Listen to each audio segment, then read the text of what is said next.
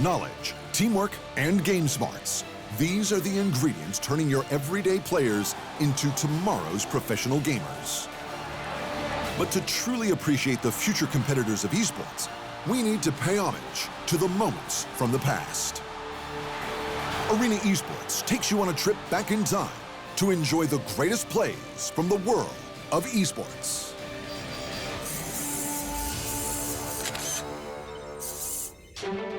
With bows at the ready, rifles locked and loaded, and shields fully charged, the world's best Overwatch players put their differences aside and united to defend their country's honor.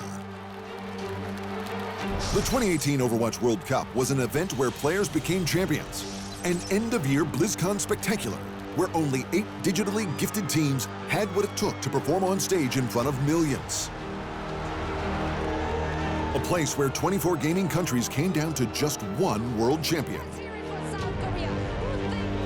The World Cup qualifiers began in the South Korean city of Incheon, where the heroes of Hong Kong, Japan, Finland, Chinese Taipei, Russia, and South Korea had a fighting chance at a golden ticket to the Blizzcon finals live in Anaheim. To no one's surprise, the previous year's World Cup victor South Korea took the top spot in the 3-day stint, scoring a total of 19 individual map wins to qualify them for the World Final. On day 1 of competition, the threat from Chinese Taipei took on the home team and lost in spectacular fashion. The South Koreans steamrolled them in 4 straight maps. Their aim was on point, and their attack was strong. Straight out of the gate, the team climbed to the top of the standings, only matched by Finland and Russia in the first half of the day. Damaged stars Libero and Carpet collected heads left, right, and center. With the glorious win now behind them, South Korea was about to feel the wrath of the Warriors from Finland. Fate turns around, yep, with a barrier, blocking out that self-destruct. Shatter comes down from fragging, locking him in. That's Meko out, that's Fate dead, that's Carpet gone. South Korea, they might be getting taken to a game of 5 as Ark and Jonik both fall. Meko will go down, Libero with the swap, won't be able to do anything. We're all tied up, it's 2-2. The army from Finland gave South Korea a run for their money as they pushed the payload into a 5th and final game of the series. Under pressure. The map was Nepal. After trading off wins in the village and shrine, the 2 titans of Overwatch went all in to claim the sanctum. 99% aside, it was a collective effort by the whole South Korean squad that saw them take back the central point and come out as the leading team after day 1. Rested and recharged, South Korea continued their winning momentum into day 2 of the competition. The first match of the day saw them lock and load against Hong Kong's finest. Lijiang Tower, King's Row, and the Horizon Lunar Colony were a cakewalk for the South Korean gang. Hong Kong couldn't land a single point against the crowd favorite.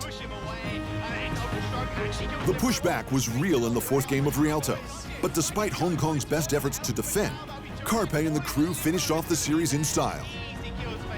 That will be the Primal Raging Winston using the ultimate on card. Look at Fate shielding out the heals. He's going to easily go down, as like you said, no heals from him. Jazzy can't penetrate that barrier, and now it's just the Tracer, but Mui steps off for a brief moment in South Korea. 4-0 Hong Kong. Nothing could stop the South Korean pain train. This was made clear in the 5th and final series of day 2, as Japan tried their luck against the tournament leaders. That's pretty much it. They have to try to get in here, but Savagon's going to take it down. Then I hear Carpe drops in, finds the hit there on the depth, eliminating him. Zion's been taken out of the back. That should just about be it. 2 rounds very swiftly going over to South Korea as they take the win on Nepal. Another 4 Overwatch maps and another 4 brutal losses at the hands of South Korea. Japan were outmatched and outplayed in every way. South Korea were in a league of their own as they whitewashed their opponents without dropping a single point. There was only one team left that had a fighting chance at overthrowing the hometown titan. Russia, a fast and dangerous force to be reckoned with at the Incheon qualifiers. Alive. He's Game 1's Ilios was snapped up by South Korea with relative ease. It wasn't until the skirmish of King's Row where the competition shifted into overdrive as the South Koreans leveled the score to 2-a-side. Just dying on the car is all that Russia could hope for. South Korea are going to be one stop away from going to Blizzcon. With a beautiful earth shatter by Fate, South Korea delivered the payload on time. The crowd favorites cemented their ticket to Blizzcon after 2 more dominating games. The Russian squad tried their very best, but at the end of the 3 days of grueling competition, South Korea proved why they are #1 in the world. South Korea was on its way to the Overwatch World Cup, live at Blizzcon. This is where the competition really began. November 3rd, 2018. The 2 best Overwatch teams on the planet entered the Anaheim Convention Center, ready to prove their worth. After a dominant run through the Bangkok qualifier, China came to BlizzCon and exceeded everyone's expectations. Through the quarter and semifinal brackets, the Chinese side never dropped a set. They were the dominant force going into the grand finals, and fans were eager to see the 6-man squad rise to World Cup fame. China, however, was not the only one coming into the grand final undefeated. The South Koreans are legends of the game. They stepped onto the stage for the 2018 grand final without conceding a game, not only that weekend, but in any Overwatch World Cup match they had ever appeared in. The only team that had come close to unseating South Korea was the United Kingdom, who managed to hold them down to achieve 2 rare draws. The teams prepared themselves for Game 1's Ilios Lighthouse, where China already found themselves in a world of trouble only seconds into the game, as they were forced off point by the South Koreans. Just pulls off for the time being, but Rally was used in the fight. Flutter giving the extra health and armor, and he gets himself another 2 kills. 3 kills for Flutter in that fight on the Brigitte. He'll have to see it. China made no real impact when capturing the point and had to hand the game over to the opposition.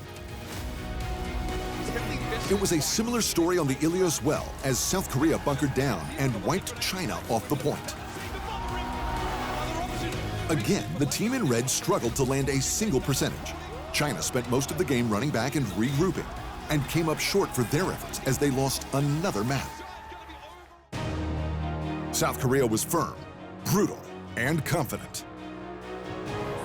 They were the first to attack on Game 2's King's Row. 2 minutes and 40 seconds of combat went by before South Korea landed its first point on the board and took the payload. The team in white consistently pushed back China, wiping the team off the map to send the payload home.